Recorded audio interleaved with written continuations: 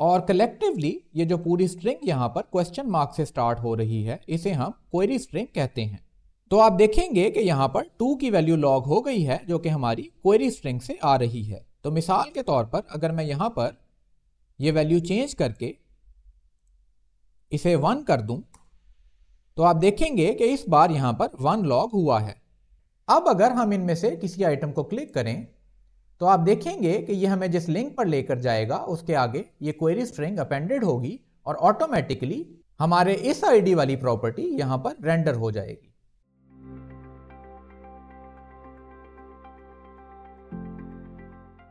अस्सलामुअलैकुम दोस्तों, मेरा नाम सलमान है और आप देख रहे हैं प्रैक्टिकल डेव।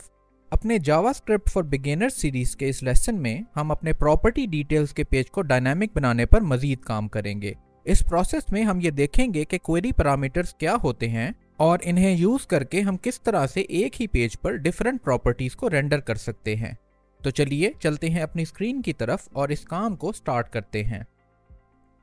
अपनी कन्वेंशन को फॉलो करते हुए हम सबसे पहले अपने इस लास्ट चैप्टर की इन फाइल्स की एक कॉपी बना लेते हैं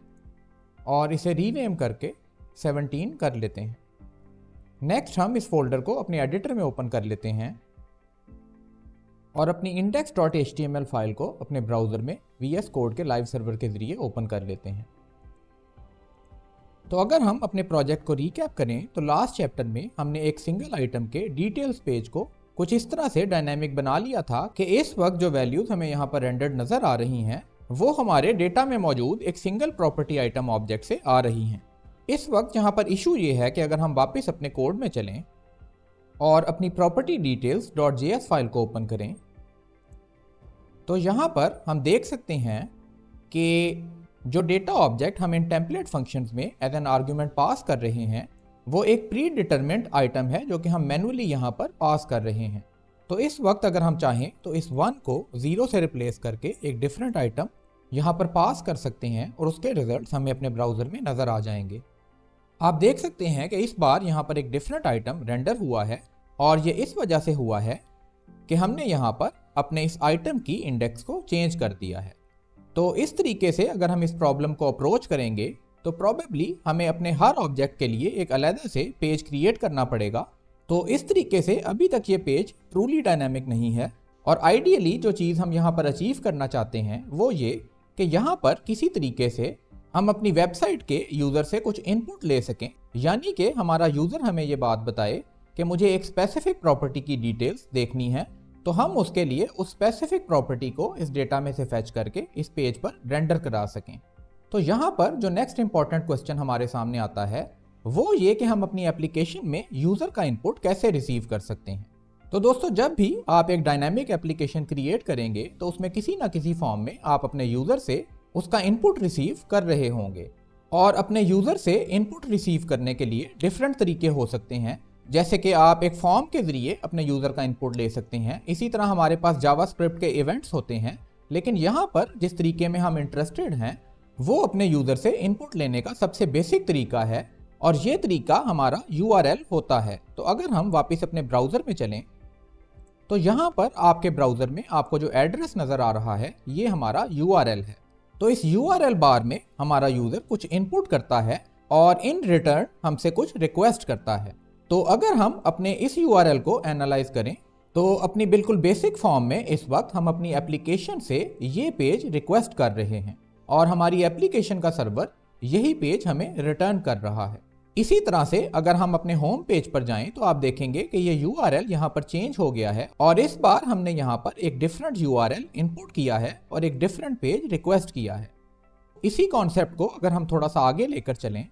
तो मिसाल के तौर पर अगर हम अपने प्रॉपर्टी डिटेल्स .html पेज में हो तो सिंपली इस पेज को रिक्वेस्ट करने के अलावा यहाँ पर हमारा यूज़र कुछ एडिशनल डेटा भी इनपुट कर सकता है जिसे कि हम अपनी एप्लीकेशन में रीड करके यूटिलाइज कर सकते हैं। अब ये डेटा यहाँ पर किस तरीके से पास किया जाता है और किस तरीके से इसे हम अपने पेज में यूटिलाइज कर सकते हैं, इसके लिए हम YouTube की वेबसाइट की एक एग्जांपल देखते हैं।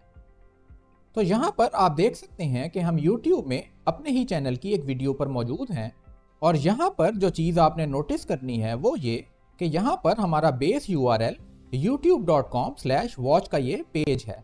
तो यहाँ पर हमारा वॉच का ये पेज हमारे इस पूरे पेज को रिप्रेजेंट करता है, जिसमें कि YouTube हमें ये स्पेसिफिक वीडियो और इसी वीडियो से रिलेटेड इंफॉर्मेशन यहाँ पर रेंडर करा के दिखा रहा है। अब अगर मैं यहाँ पर एक डिफरेंट वीडियो ओपन करूँ, तो मिसाल के तौर पर अगर यहाँ से सजेशन से स्क्रॉल डाउन करके मैं एक डिफरेंट वीडियो यहाँ से ओपन करूँ, तो आप देखेंगे कि यहाँ पर हमारी वीडियो चेंज हो गई है और उसके साथ ही साथ इससे रिलेटेड सारी इंफॉर्मेशन भी चेंज हो गई है। लेकिन अगर आप वापस अपने URL को देखें तो आप देखेंगे कि हमारा बेस पेज अभी भी /watch का ये पेज है और बेसिकली ये एक टेम्पलेट पेज है जिसका मकसद एक वीडियो और उससे रिलेटेड सारी इंफॉर्मेशन को डिस्प्ले कराना है। और इस URL के बाद अगर आप यहाँ पर देखें तो इस क्वेश्चन मार्क के सिंबल के बाद हम कुछ एडिशनल डेटा यहाँ पर पास कर रहे हैं, जो कि बेसिकली एक वीडियो की ID है। और बिहाइंड द सीन्स हो कुछ यूं रहा है कि हमारा ये टेम्पलेट पेज इस डेटा को रीड करता है, ये देखता है कि यहाँ पर किस वीडियो की ID इनपुट की गई है और इन रिटर्न ये उस स्पेसिफिक वीडियो को फेच करके इस टेम्पलेट पेज में रेंडर कर देगा। तो इसी कॉन्सेप्ट को लेकर अगर हम अपनी एप्लीकेशन पर अप्लाई करें तो यहाँ पर इस प्रॉपर्टी डिटेल्स पेज की बेस रिक्वेस्ट के बाद हम कुछ एडिशनल डेटा अपने यूजर से रिसीव कर सकते हैं, जिसमें कि हम अपने एक स्पेसिफिक प्रॉपर्टी आइटम की ID रिसीव कर सकते हैं और उस ID को यूज करके एक स्पेसिफिक प्रॉपर्टी आइटम अपनी अरे में से फाइंड करके यहाँ पर रेंडर करा सकते हैं। इस तरीके से जो डेटा हम अपनी रिक्वेस्ट के जरिए रिसीव करते हैं उसका सिंटेक्स कुछ इस तरह से होता है कि हम अपने बेस URL के बाद यहाँ पर एक क्वेश्चन मार्क डाल सकते हैं और उसके बाद की वैल्यू पेयर्स की फॉर्म में यहाँ पर कुछ वैल्यूज पास कर सकते हैं। तो मिसाल के तौर पर अगर हमें यहाँ पर ID नाम से कुछ डेटा पास करना हो तो हम उसकी एक की यहाँ पर स्ट्रिंग की फॉर्म में डिफाइन कर सकते हैं, जैसा कि ID, उसके बाद एक इक्वल टू के साइन के बाद हम इसे एक वैल्यू दे सकते हैं। फिलहाल मैं यहाँ पर 2 की वैल्यू लिख सकता हूँ। इसी तरह से आप यहाँ पर मल्टीपल की वैल्यू पेयर्स पास कर सकते हैं और इन्हें डिवाइड करने के लिए हम एम्परसेंड का सिंबल यूज कर सकते हैं। तो मिसाल के तौर पर मैं यहाँ पर टाइटल की एक वैल्यू पास कर सकता हूँ और इसी तरह से यहाँ पर फॉर एग्जांपल बेडरूम्स की वैल्यू पास कर सकता हूँ। तो यहाँ पर ये जो इंडिविजुअल की वैल्यू पेयर्स हमने पास किए हैं हम इन्हें क्वेरी पैरामीटर्स कहते हैं या शॉर्ट फॉर्म में सिंपली क्वेरी पैरम्स भी कह देते हैं। और कलेक्टिवली ये जो पूरी स्ट्रिंग यहाँ पर क्वेश्चन मार्क से स्टार्ट हो रही है इसे हम क्वेरी स्ट्रिंग कहते हैं। एक एडिशनल चीज जो कि इन की वैल्यू पेयर से रिलेटेड हम यहाँ पर डिस्कस करेंगे वो ये कि यहाँ पर सिर्फ टेक्स्ट वैल्यूज आ सकती हैं और मिसाल के तौर पर अगर हम यहाँ पर कोई नंबर भी पास करें तो जब हम इसे अपने कोड में रिसीव करेंगे तो ये value as a string value receive होगी। इसी तरह यहाँ पर जो वैल्यू पास की जा सकती है उसकी कुछ लिमिटेशंस हैं और इन वैल्यूज में हम कुछ स्पेशल कैरेक्टर्स पास नहीं कर सकते। मिसाल के तौर पर अगर मैं चाहूँ तो यहाँ पर एम्परसेंड का ये कैरेक्टर पास नहीं कर सकता, क्योंकि हम ये जानते हैं कि एम्परसेंड का ये कैरेक्टर हमारे इन की वैल्यू पेयर्स को डिवाइड करने के काम आता है। तो अगर आप इस कैरेक्टर को अपनी टेक्स्ट वैल्यू के तौर पर यूज करना चाहेंगे तो ये हमारे ब्राउजर के लिए कंफ्यूजिंग हो जाएगा कि क्या ये कैरेक्टर इस वैल्यू का हिस्सा है या सिंपली ये एक डिवाइडर है। इसी तरह से कुछ और कैरेक्टर्स हैं, जैसा कि स्पेस का ये कैरेक्टर जो कि हमें स्ट्रिंग में नजर आ रहा है, इसे भी हम डायरेक्टली अपनी वैल्यू में यूज नहीं कर सकते। तो अगर हम इन स्पेशल कैरेक्टर्स को भी अपनी इस टेक्स्ट वैल्यू के तौर पर यहाँ पर पास करना चाहते हो तो उसके लिए हमें इस वैल्यू को एनकोड करना पड़ता है, जिसका मतलब ये है कि हमें इन स्पेशल कैरेक्टर्स को कुछ और स्पेशल कैरेक्टर से रिप्लेस करना पड़ता है। Luckily for the most part browser में अगर हम ये काम करना चाहें तो मॉडर्न ब्राउजर्स इस चीज़ को खुद ब खुद हैंडल कर लेते हैं। तो मिसाल के तौर पर अगर मैं ये पूरी वैल्यू यहाँ से कॉपी करके यहाँ इस ओल्ड की वैल्यू को इस वैल्यू से रिप्लेस करके यहाँ पर एंटर या रिटर्न की प्रेस करूँ तो आप देखेंगे कि हमारे स्पेस के वो कैरेक्टर्स यहाँ पर %20 के इन कैरेक्टर्स से रिप्लेस हो गए हैं, जो कि हमारे एनकोडेड कैरेक्टर्स हैं। इसी तरह से कोड के लेवल पर हमें जावास्क्रिप्ट में या फॉर दैट मैटर किसी भी प्रोग्रामिंग लैंग्वेज में बिल्ट इन फंक्शंस मिल जाते हैं जो कि ये काम हमारे लिए ऑटोमेटिकली कर देते हैं। एक बात जो यहाँ पर क्लियर रहनी चाहिए कि यहाँ पर इस तरह से डेटा पास करने का अपने आप में ऑटोमेटिकली कोई खास फायदा नहीं होता। यहाँ से आपके ब्राउजर का काम सिर्फ इतना है कि इस डेटा को आपकी रिक्वेस्ट के साथ आप तक पहुँचा दे। उसके बाद अगर आप चाहें तो अपने कोड में, जो कि सर्वर पर भी हो सकता है और आपके क्लाइंट साइड पर भी हो सकता है, इस डेटा को रीड कर सकते हैं और इससे कोई मीनिंगफुल रिजल्ट्स अचीव कर सकते हैं। तो अब जबकि हमने ये देख लिया कि ये वैल्यूज हम अपने URL के साथ किस तरह से सबमिट कर सकते हैं, तो अब हम वापस अपने कोड में चलते हैं और ये देखते हैं कि इन वैल्यूज को हम अपने कोड के लेवल पर किस तरह से रिट्रीव कर सकते हैं और इन्हें इंडिविजुअली रीड कर सकते हैं। तो यहाँ पर हम अपने रेंडर प्रॉपर्टी के इस फंक्शन में एक लॉग स्टेटमेंट लिख सकते हैं, जिसमें कि हम एक स्पेशल वेरिएबल पास करेंगे जो कि जावास्क्रिप्ट का एक ग्लोबल वेरिएबल है जिसका नाम विंडो है, और इस वेरिएबल में हमारी ब्राउजर विंडो से रिलेटेड सारी इंफॉर्मेशन मौजूद होती है। इस विंडो के ऑब्जेक्ट के ऊपर लोकेशन की एक प्रॉपर्टी होती है और इसकी वैल्यू को हम लॉग करके देखेंगे। अगर हम यहाँ पर अपना कंसोल ओपन कर लें तो आप देखेंगे कि हमारे पास जो चीज़ लॉग हुई है वो एक ऑब्जेक्ट है, जिसे कि अगर हम ओपन करें तो आप देख सकेंगे कि इस ऑब्जेक्ट में डिफरेंट प्रॉपर्टीज और मेथड्स मौजूद हैं, और ये सारी प्रॉपर्टीज और मेथड्स किसी ना किसी फॉर्म में हमारे इस URL से रिलेटेड हैं। और इन प्रॉपर्टीज में आपको सर्च नाम की ये प्रॉपर्टी मिलेगी, जिसे कि अगर आप रीड करें तो आप देख सकते हैं कि ये वैल्यू हमारे URL से आने वाली क्वेरी स्ट्रिंग की वैल्यू है। तो अगर हम यहाँ पर लोकेशन के आगे सर्च की प्रॉपर्टी को लॉग करें तो आप यहाँ पर क्लियरली देख सकते हैं कि ये वही वैल्यू है जो कि हमारे पास हमारे URL से आ रही है। नेक्स्ट हम ये चीज़ देख सकते हैं कि ये एक स्ट्रिंग की फॉर्म में है और हमें अब इस स्ट्रिंग को किसी तरीके से पार्स करना है ताकि हम इन इंडिविजुअल वैल्यूज़ को आसानी से रीड कर सकें। और लकीली जैसा कि मैंने पहले बताया, हमारे पास जावास्क्रिप्ट में कुछ मेथड्स मौजूद हैं जिनके ज़रिए हम इजीली ये काम कर सकते हैं। तो हम वापस चलते हैं अपने कोड की तरफ। यहाँ पर हम एक नया वेरिएबल क्रिएट कर सकते हैं जिसका नाम हम कुछ भी रख सकते हैं, और मैं फ़िलहाल इसका नाम URL पैरम्स रखूँगा। इस वेरिएबल में हम एक नया ऑब्जेक्ट स्टोर कराएंगे और उस ऑब्जेक्ट को क्रिएट करने के लिए कंस्ट्रक्टर फंक्शन का यूज़ करेंगे जो कि जावास्क्रिप्ट ने हमें ऑलरेडी प्रोवाइड कर रखा है। तो हम यहाँ पर न्यू का कीवर्ड लिखेंगे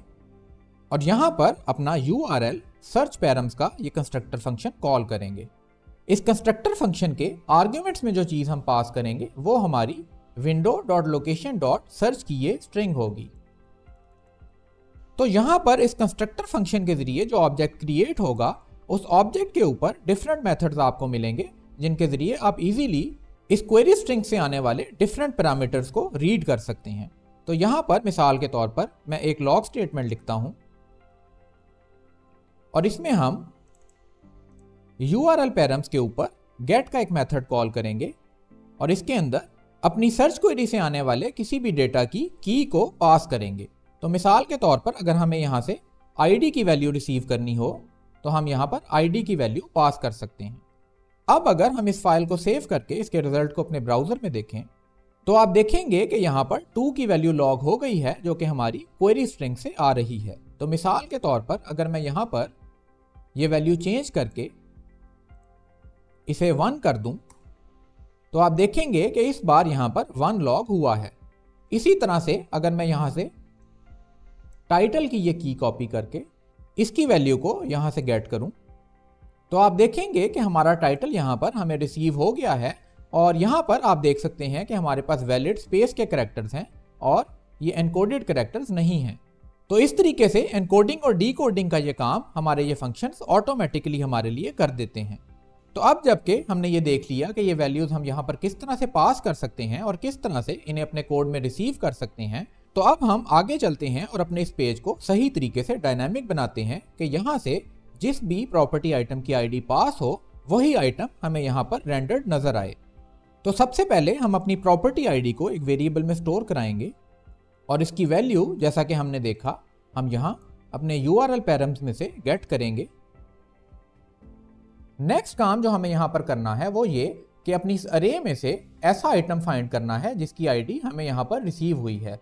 अब ये काम करने के लिए हमारे पास जावास्क्रिप्ट में एक फंक्शन मौजूद है, लेकिन उस फंक्शन को हम फिलहाल यहाँ पर नहीं देखेंगे और उसकी वजह यह है कि वो फंक्शन ES6 का एक फीचर है, या आप ऐसा समझ लें कि रिलेटिवली एक नया फीचर है जिसे कि हम अपने कोर्स में आगे चलकर डिस्कस करेंगे। उसके साथ ही साथ मैं इस काम को मैनुअली इसलिए करना चाहूँगा ताकि आपकी प्रोग्रामिंग की भी थोड़ी प्रैक्टिस हो सके। तो यहाँ पर जो हमारे पास प्रॉब्लम है वो ये है कि हमें अपने प्रॉपर्टीज डेटा के अंदर जाकर वो आइटम फाइंड करना है जिसकी ID हमारे इस प्रॉपर्टी ID के इक्वल हो। और अगर हम इस प्रॉब्लम के सोल्यूशन को लॉजिकली समझने की कोशिश करें तो सबसे पहले हम अपनी data.js फाइल ओपन कर लेते हैं और इस फाइल में एक दफ़ा अपने डेटा को देख लेते हैं। तो यहाँ पर हमारे पास हमारी प्रॉपर्टीज डेटा की ये अरे जनरेट हो रही है, जो कि बेसिकली हमारे इस रॉ डेटा की बेसिस पर हो रही है। तो इस डेटा में से एक स्पेसिफिक आईडी वाला आइटम फाइंड करने के लिए हमें इसके ऊपर लूप करना होगा, जिसके जरिए हम इसके एक एक ऑब्जेक्ट के ऊपर जाकर उसकी आईडी से अपनी रिक्वायर्ड आईडी को कंपेयर करेंगे, और अगर ये दोनों आईडीज मैच कर जाएं तो वही ऑब्जेक्ट हमारा टारगेट ऑब्जेक्ट होगा। तो इसको सॉल्व करने के लिए हमें सबसे पहले एक लूप लिखना होगा, जिसके जरिए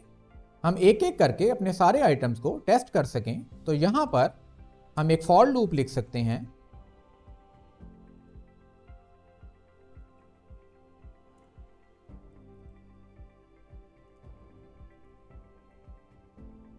और ये फॉर लूप इस अरे की 0th इंडेक्स से लेकर लास्ट इंडेक्स तक चलेगा। तो यहां पर हम एक एक करके अपनी अरे के इन आइटम्स को टेस्ट करेंगे, और उसके लिए हम एक इफ स्टेटमेंट लिख सकते हैं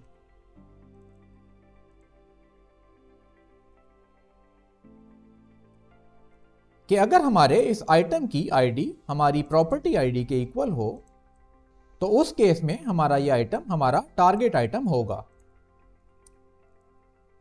अब इस टारगेट आइटम को स्टोर कराने के लिए हम यहां पर एक नया वेरिएबल क्रिएट कर सकते हैं,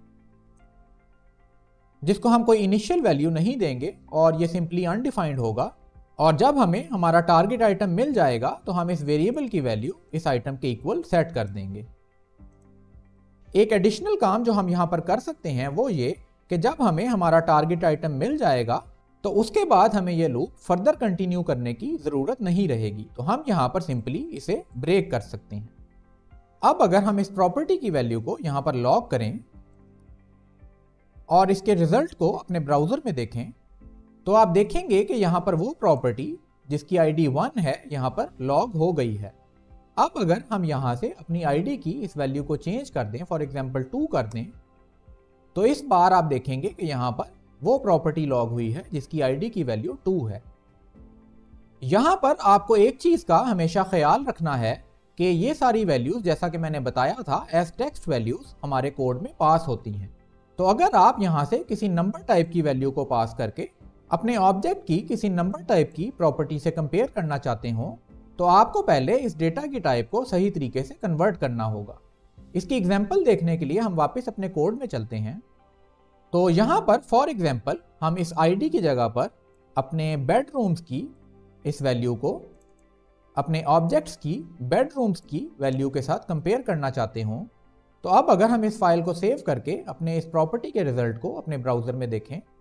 तो आप देख सकेंगे कि यहां पर अनडिफाइंड लॉग हुआ है, जिसका मतलब ये कि हमारी इफ स्टेटमेंट के उस क्राइटेरिया के ऊपर कोई भी ऑब्जेक्ट पूरा नहीं उतरा। इस पॉइंट को फर्दर क्लैरिफाई करने के लिए हम अपने कोड में चलते हैं और यहां पर एक लॉग स्टेटमेंट लिखते हैं, जिसमें कि हम अपने ऑब्जेक्ट से आने वाली बेडरूम्स की वैल्यू और इस प्रॉपर्टी आईडी की वैल्यू, जो कि एक्चुअली बेडरूम्स की वैल्यू है, इसे यहां पर लॉग करेंगे। इसके साथ ही हम यहां पर 2 और वैल्यूज लॉग करेंगे, जो कि बेसिकली इन वैल्यूज की टाइप्स होने जा रही हैं। तो हम यहां पर टाइप ऑफ का एक स्पेशल ऑपरेटर यूज करेंगे, जो कि हमारे किसी भी डेटा वैल्यू की टाइप हमारे लिए डिटेक्ट करता है। तो हम यहां पर type of space property dot bedrooms लिखेंगे और इसी तरह टाइप ऑफ प्रॉपर्टी आईडी यहां पर लिखेंगे। इस फाइल को सेव करके वापस अपने ब्राउजर में चलते हैं। आप देख सकते हैं कि जब हमारा लूप रन हुआ तो जो वैल्यूज हमारे पास यहां पर लॉग हुई हैं, उसमें से पहली वैल्यू जो कि हमारे एक्चुअल डेटा ऑब्जेक्ट से आ रही है उसकी टाइप नंबर है, जबकि हमारी दूसरी वैल्यू जो कि हमारी क्वेरी स्ट्रिंग से आ रही है, इसकी वैल्यू यहां पर स्ट्रिंग टाइप की है। इसी वजह से जब हमारा ये इक्वालिटी चेक यहां पर परफॉर्म होगा तो इसका रिजल्ट हमेशा फॉल्स आएगा, और उसकी वजह यह है कि ट्रिपल इक्वल्स का ये इक्वालिटी चेक हमारी दोनों डेटा वैल्यूज की टाइप भी चेक करता है। तो इस वजह से जब आप एक नंबर टाइप की वैल्यू अपनी क्वेरी स्ट्रिंग से पास करेंगे तो उसे सही तरीके से यूज करने के लिए यह जरूरी है कि आप उसे एक नंबर में कन्वर्ट करें, और उसके लिए हमारे पास जावास्क्रिप्ट में एक फंक्शन है। और मिसाल के तौर पर हम जानते हैं कि हमारे बेडरूम्स की ये वैल्यू एक इंटीजर वैल्यू है, तो हम इस प्रॉपर्टी आईडी की वैल्यू को पारसेंट के जरिए एक इंटीजर में कन्वर्ट कर सकते हैं। अब अगर हम इस फाइल को सेव करके वापस अपने ब्राउजर में चलें, तो आप देखेंगे कि इस बार हमारे लिए एक प्रॉपर्टी यहां पर फाइंड हो गई है। इसी तरह से ये %, का काम अगर हम लूप में बार बार ना करना चाहें तो हम सिंपली इसे यहां से उठाकर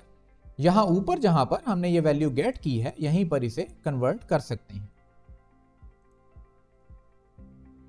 आप देख सकते हैं कि अभी भी हमारी ये प्रॉपर्टी यहां पर सही तरीके से लॉग हो गई है। इन चेंजेस को मैं फिलहाल रिवर्ट कर लेता हूं क्योंकि हमें एक्चुअली हमारी प्रॉपर्टी आईडी के जरिए ही अपनी प्रॉपर्टी फेच करनी है।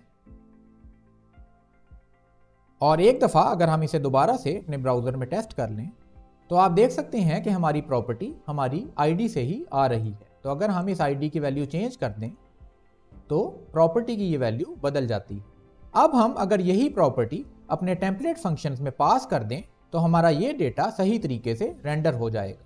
तो यहाँ पर इन टेम्पलेट फंक्शंस में हम ये प्रॉपर्टी पास करेंगे जो कि हमने अपनी आईडी के जरिए फाइंड की है और इस लॉग स्टेटमेंट को हम रिमूव कर देते हैं। अब अगर हम इस फाइल को सेव करके वापस अपने ब्राउज़र में चलें तो आप देख सकते हैं कि जैसे जैसे मैं ये आईडी की वैल्यूज़ चेंज करूँगा हमारी ये रेंडर्ड वैल्यूज़ चेंज होती जाएंगी और ये बाकी की क्वेरी स्ट्रिंग की वैल्यूज़ जो कि यहाँ पर डेमोन्स्ट्रेशन के लिए थी ये भी मैं फ़िलहाल यहाँ से रिमूव कर देता हूँ। तो इस तरीके से आप देख सकते हैं कि क्वेरी स्ट्रिंग के जरिए आईडी पास करके हमने अपने इस प्रॉपर्टी डिटेल्स पेज को सही तरीके से डायनामिक बना लिया है। नेक्स्ट काम जो हम यहां पर करेंगे वो ये कि अगर हम अपने होम पेज पर चलें तो हमें ये इंश्योर करना है कि अगर हम अपने इन लिंक्स में से किसी लिंक को क्लिक करें